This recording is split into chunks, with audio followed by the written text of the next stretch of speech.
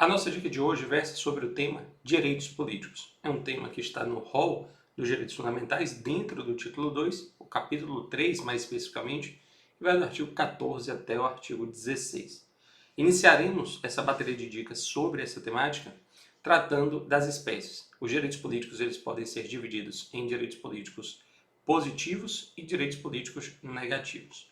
Falaremos agora dos direitos políticos positivos, que são aqueles que potencializam a cidadania, ou seja, são aqueles que aumentam o plexo de direitos do cidadão.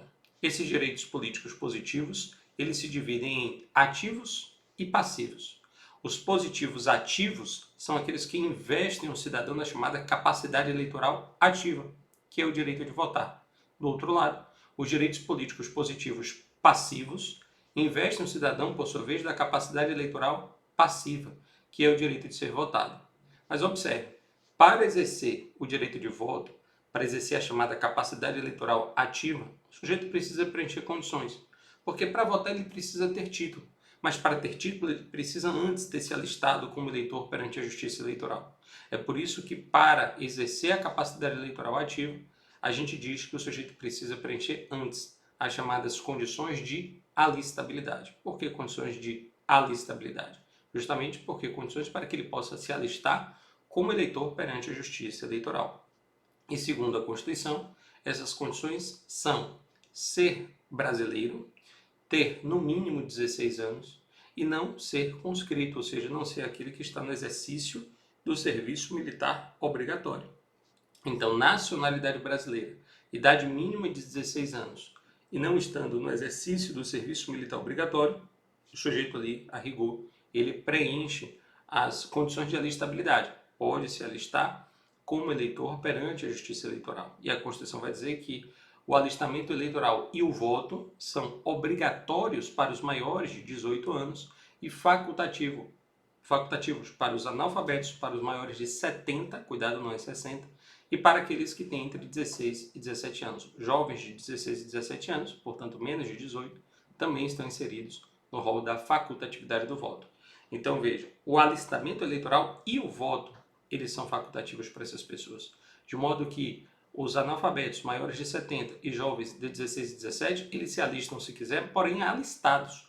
Eles também votam se quiser, porque não é só o alistamento que é facultativo, é o alistamento e o voto. Para eles são facultativos, enquanto que para os maiores de 18 anos e naturalmente os menores de 70, esse voto vai ser obrigatório. Bacana?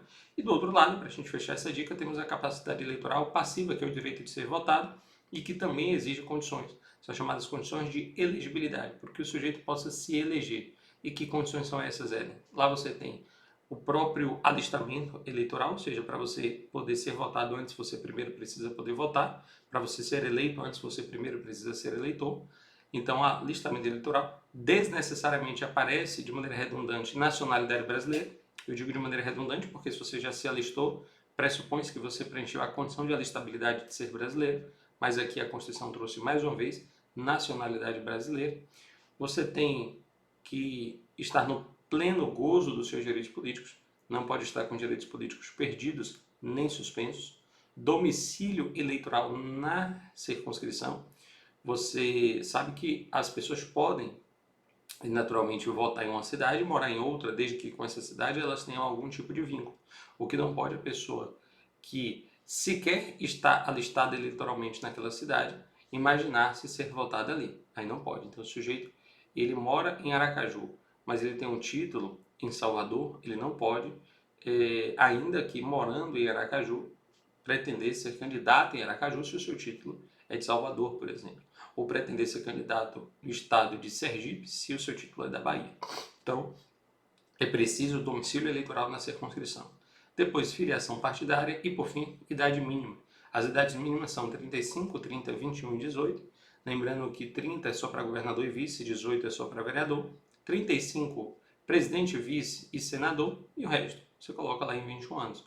Prefeito, vice-prefeito, os 3 deputados, federal, estadual e distrital e o juiz de paz.